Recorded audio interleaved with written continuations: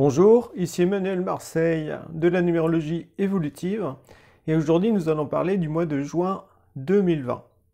Donc en numérologie, il est possible d'assigner à chaque mois une vibration qui va nous renseigner sur ce qui va être important durant cette période de l'année. Donc le mois de juin 2020 vibre sur le nombre 1. Alors comment ça se calcule? Eh bien c'est très simple. Vous additionnez l'année universelle dans laquelle nous nous trouvons, donc 2020 ça nous donne 4, donc 4 plus 6e mois de l'année, 4 plus 6 ça fait 10, et donc 10 ça fait 1. Donc le mois de juin vibre sur le nombre 1. Donc généralement dans le cadre comme ça d'une période de temps, le mois 1 montre souvent que c'est un moment capital, comme une sorte de passage. Donc ça peut être le mois le plus important de l'année 2020 qui va se présenter à nous. Donc il va falloir être lucide, courageux aussi. Donc on va voir en quoi il peut y avoir des déviances vu tout ce qui se passe dans le monde, et en France notamment, ainsi que je pense qu'en Belgique, en Suisse et puis au Canada. Eh bien, il va y avoir une sorte de grand choix à faire durant cette période, c'est possible en tout cas, parce qu'il peut y avoir vraiment comme des choses caricaturales et extrémistes qui peuvent apparaître durant cette période. Donc le mois 1 doit toujours s'interpréter aussi en fonction de l'année dans laquelle nous sommes, donc l'année 4. Donc je vous invite à visionner ma vidéo sur 2020 si vous ne l'avez pas fait, dans laquelle j'ai regroupé un certain nombre d'éléments numérologiques et astrologiques qui sont justement très pertinents et qui explique bien en quelque sorte le contexte dans lequel nous vivons actuellement. Donc qu'est-ce qui relie aussi le 1 et le 4? Eh bien, il y a des notions comme la dimension de la loyauté, être loyal envers des principes. Il y a aussi le fait d'être sérieux, d'être professionnel, une notion de concentration également, un côté aussi autoritaire. Hein, voilà, le 4 et le 1, ils aiment bien tout ce qui est en ordre, voilà, que tout soit bien carré, voilà, ou bien décidé. Donc ça entraîne aussi le fait d'avoir des œillères aussi, ces deux nombres, donc d'être borné en quelque sorte et de ne pas vouloir s'ouvrir à autre chose. Donc ça peut être positif dans le sens où toute l'énergie est concentrée dans une seule direction. Négativement, il y a le fait de ne pas tenir compte d'un certain nombre d'éléments à côté, extérieur, qui justement devrait pousser normalement, quand on est lucide, à réorienter en fait la direction de ses efforts pour justement chercher la bonne voie en quelque sorte. Donc tout ça c'est relié au 1 au 4. Ensuite, ce qu'il faut comprendre, c'est que le mois 1 peut avoir comme trois facettes très marquées. Donc comme chaque nombre, globalement, en numérologie évolutive, on voit les nombres dans une dimension, on va dire, tripartite ou trinitaire ou tripolaire, dans le sens où le nombre en lui-même est toujours bien. Voilà, c'est toujours une bonne énergie qui demande des efforts souvent pour justement être manifesté correctement. Mais face à cette énergie de bien, il y a toujours des excès qui lui sont reliés, ainsi que des manques. Donc pour le nombre 1, c'est assez parlant, à la fois les excès et les manques, parce que ça se manifeste concrètement en fait dans le monde dans lequel nous vivons actuellement avec cette crise du coronavirus. Donc on va essayer de voir ça en détail. L'important c'est de comprendre les enjeux qu'il y a derrière tout ça, de faire aussi référence à des romans, ainsi qu'à des situations que vous pouvez observer vous-même en vous baladant dans les rues, en allant dans les magasins, et en observant l'attitude des gens. Donc c'est assez criant, justement, les différents types de fonctionnement que l'on peut trouver aujourd'hui avec cette crise sanitaire. Donc, le nombre 1, c'est un nouveau départ. C'est pour ça que quand on l'associe au nombre 4, ça peut donner un nouvel ordre, voilà, ou la liberté. Vraiment le fait de se libérer d'anciennes structures, d'un ancien mode de vie. Donc ça peut être aussi individuel, mais ça peut être aussi collectif, ça peut être au niveau de la société. Donc c'est pour ça que ça peut être très marquant, les choix à faire durant ce mois de juin, où il peut y avoir des incidents ou des situations qui vont nous demander, qui vont demander à chacun de choisir son camp. Or, ce qu'il faut savoir, c'est que face à une grosse épreuve, face à un gros défi, on peut là encore agir de trois manières différentes. Tout dépend de quelle est notre nature en quelque sorte. mais aussi si on se fait manipuler ou pas par les conditions extérieures. Ça se voit bien aussi dans les films, hein, des films de science-fiction, notamment Star Wars, où voilà, dès qu'il y a un film héroïque, globalement, dès qu'il y a des films avec beaucoup d'action, on trouve, on va dire, trois types de personnes. Il y a les méchants, tout simplement, qui ont le pouvoir, qui dirigent tout, qui contrôlent l'information, et qui veulent mater tout le monde, en quelque sorte, parce qu'ils ne supportent pas ces gens-là, et bien qu'on pense autrement qu'eux, ou qu'on ne veuille pas aller dans la voie qui nous destine. Voilà, donc là, c'est le côté méchant. Face à ça, il y a le peuple qui est soumis, voilà, qui obéit, qui se pose pas trop de questions, qui gobe, on va dire, les informations médiatiques. Donc aujourd'hui, c'est très très fort cette dimension-là, hein, je veux dire. Et puis, troisième pôle, c'est-à-dire où il y a moins de monde par rapport à la conscience collective où là, c'est très mouton en quelque sorte. Hein. Faut oser voir les choses en face, avec beaucoup de lâcheté, beaucoup de manque de pensée, très fort. Et puis donc le troisième pôle, c'est le pôle des rebelles. Voilà, on voit bien ça dans Star Wars ou dans d'autres films d'aventure ou d'action, de science-fiction, fantastique. Globalement, dès qu'il y a justement un combat contre le mal, forcément il y a une force de bien qui se lève. Cette force de bien, au début, elle est souvent décriée, voilà, parce que comme elle s'oppose au système, elle est vue comme le mal en quelque sorte. Donc d'où le fait de bien cerner durant ce mois de juin où est le véritable bien, où est le véritable mal, et l'entre-deux. Et donc le troisième pôle, les rebelles, on voit bien ça avec l'ordre de Jedi, dans les Star Wars notamment, ce sont des gens qui respectent la liberté d'autrui, qui cherchent aussi à être en harmonie avec l'univers, voilà, donc en harmonie avec Dieu, en quelque sorte, parce que quand on parle de la force, en fait, dans Star Wars, ça fait référence aussi à la volonté divine, en quelque sorte. Le fait de ressentir qu'il y a une énergie bienveillante qui est partout, et justement, les méchants, eux, ils veulent détruire cette harmonie universelle pour installer le chaos afin de manipuler totalement les foules et puis d'accomplir leurs desseins maléfiques. Donc tout ça, en fait, on le vit de plus en plus aujourd'hui dans notre société.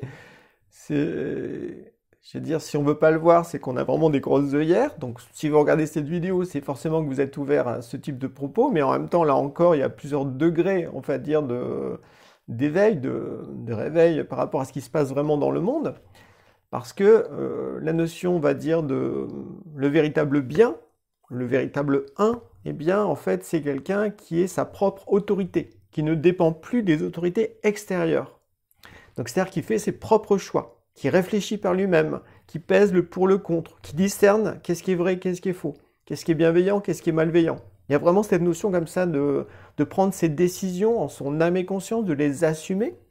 Le bon un aussi, il a comme conscience de son esprit. Donc il sait qu'il est au fond un être spirituel avec une destinée, donc ça apporte une grande force. C'est pour ça que ce qui permet de ne pas être manipulé par l'influence médiatique officielle, c'est d'avoir conscience que l'on a une destinée, que notre vie a du sens, qu'il y a le libre arbitre qui existe. Voilà. Si on ne veut pas l'utiliser, on va forcément se faire manipuler aujourd'hui. Je veux dire, au niveau de la manipulation, c'est très subtil aujourd'hui. Et puis, c'est surtout que ça passe beaucoup par l'image et puis le son. Donc, les gens qui regardent non-stop, on va dire, les médias officiels, je veux dire, forcément, ils ne peuvent être que dans la peur ou de la panique, parce que justement, c'est ça que veut distiller, en fait, les gens au pouvoir pour mieux manipuler les gens et les mener où ils veulent. Alors que quand on est dans le bon 1, on fait preuve de courage, on prend position, on s'affirme comme un être individualisé, et en même temps, on respecte la liberté d'autrui. Voilà, on respecte que chacun puisse faire ses choix en son âme et conscience. Donc il y a une notion comme ça d'engagement avec le nombre 1, d'intégrité, de concentration, de conscience de soi, comme je le disais, et un grand amour de la liberté. Mais la liberté, c'est pas faire des choses au détriment d'autrui. Donc c'est vraiment se libérer de ses peurs, se libérer de sa lâcheté, se libérer de son côté égoïste ou immoral, pour justement choisir la voie du bien, faire de bonnes actions, être créatif en fait dans sa vie, et puis aussi unir ses forces en fait avec d'autres personnes pour bâtir un monde meilleur. Parce que le 1, bah, c'est le nombre de la nouveauté, donc du pionnier, du leader, de l'impulsion. Donc positivement, quand plusieurs 1 s'associent, eh bien ça peut donner une grande force, voilà, pour apporter dans le monde de bonnes valeurs, des valeurs qui respectent l'humain, des valeurs qui respectent la santé réelle, voilà, il n'y a pas du tout d'intérêts commerciaux là-dedans, et puis des valeurs qui respectent aussi la Terre, parce que la Terre, voilà, c'est notre lieu d'incarnation, de vie, voilà, donc c'est notre mère en quelque sorte, la mère la Terre. Donc tout ça, il y a cette volonté de mettre ses forces, ses compétences, ses pensées, ses réflexions, bref, tout son être, dans une voie qui est bénéfique à l'humanité. Donc ça, c'est vraiment le nombre 1, et donc ça entraîne le fait d'accepter de changer certaines choses, de remettre en question des choses établies de longue date. Donc c'est pour ça qu'il faut vraiment penser. Le mois de juin va être un mois où si on ne pense pas, ben là on va se faire rétamer très fortement. Parce que voilà, si on ne pense pas, il y en a d'autres qui pensent à notre place. Et ces gens-là, ils pensent beaucoup, sauf qu'ils ne pensent pas pour le bien. Voilà, donc il faut vraiment être lucide. Donc le 1, c'est une notion de réveiller en soi son guerrier ou sa guerrière intérieure, voilà, pour la liberté, pour le combat pour la liberté qui peut être très fort durant ce mois de juin. À l'opposé à ça, ben, il y a, on va dire, les excès de 1 qui sont très manifestés par ceux qui sont au pouvoir dans les différents pays, avec le fait voilà, de faire preuve d'agressivité, de vouloir manipuler l'opinion, faut voir les choses en face, hein, voilà, alors avec une dose de mensonges qui est de plus en plus énorme. Enfin, moi, j'hallucine hein, vraiment par rapport à ça. C'est comment les gens peuvent-ils encore croire les journaux officiels et puis les gens qui dirigent, en sachant que ces gens-là, ils retournent leur veste à la moindre situation, ils font plein de promesses et en fait, ils ne tiennent rien. Enfin, ils ne visent absolument pas le bien-être du peuple, le bien-être, votre bien-être.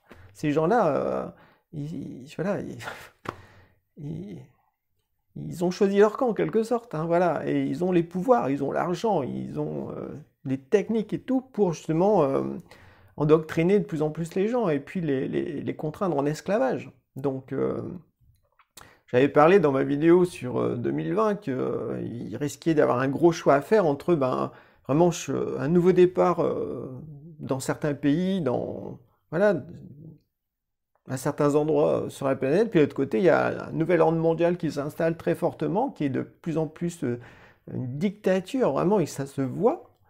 Bon, la dictature, je veux dire, médicale, elle est quand même énorme, hein, je veux dire, d'où l'importance de chercher sur Internet d'autres sons de cloche par rapport à ce que racontent les médias officiels. Hein. Donc, cherchez, cherchez, cherchez, ne gobez pas, n'avalez surtout pas tout ce qu'on vous raconte, parce que là, en fait, déjà, vous allez vous sentir très mal, parce qu'en fait, c'est une énergie négative qui rentre en vous et qui vous pollue, voilà, pour vous faire ressentir la notion d'impuissance, voilà.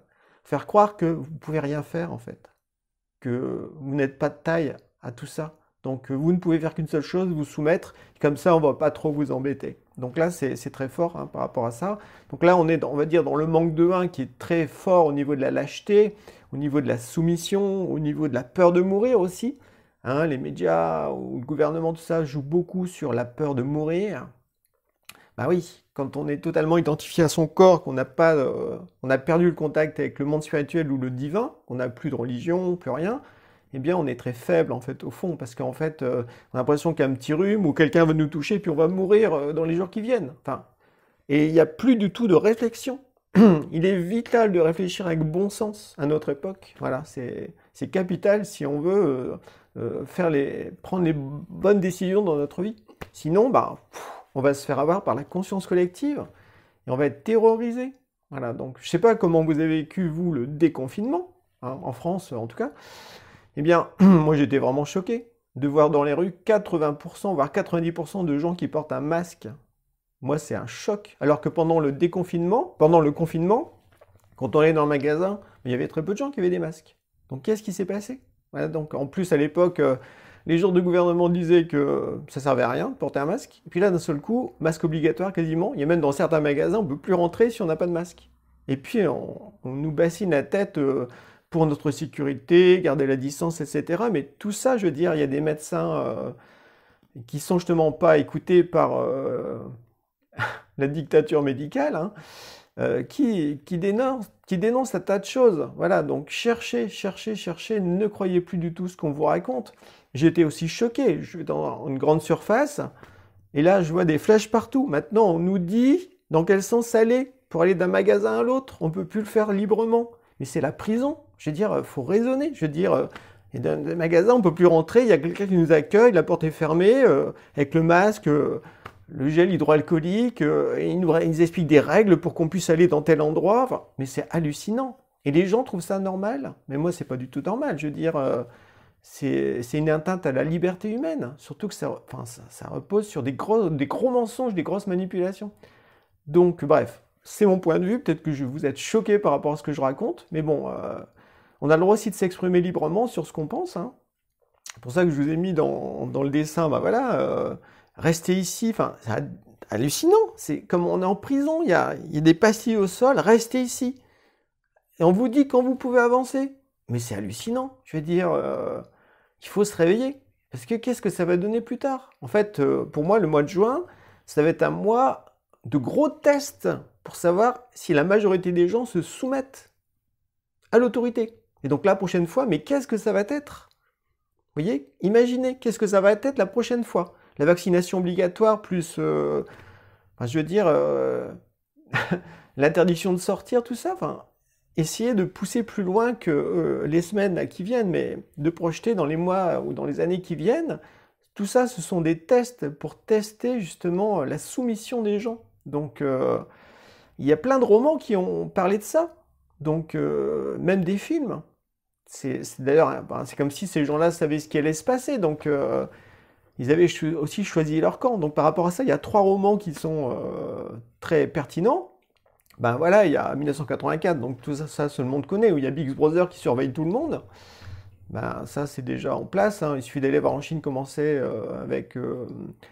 le capital social, voilà, où les gens sont notés en fonction de leurs attitudes. Enfin, c'est hallucinant. Voilà.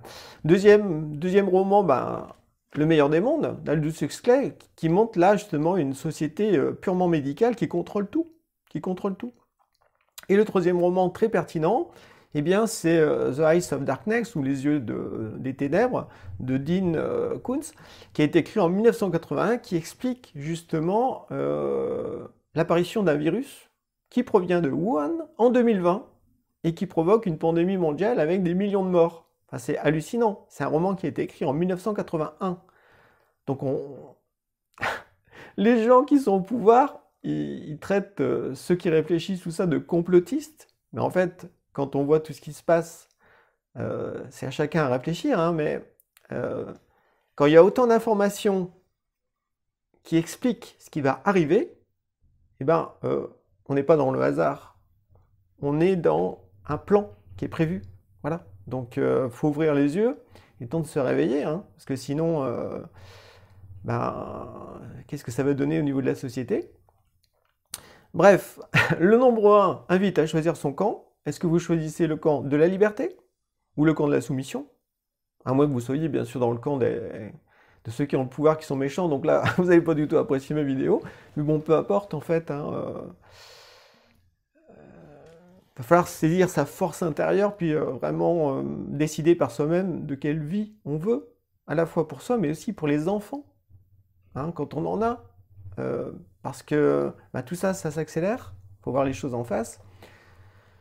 Donc il y a une sorte de gigantesque combat qui se met en place dans la société.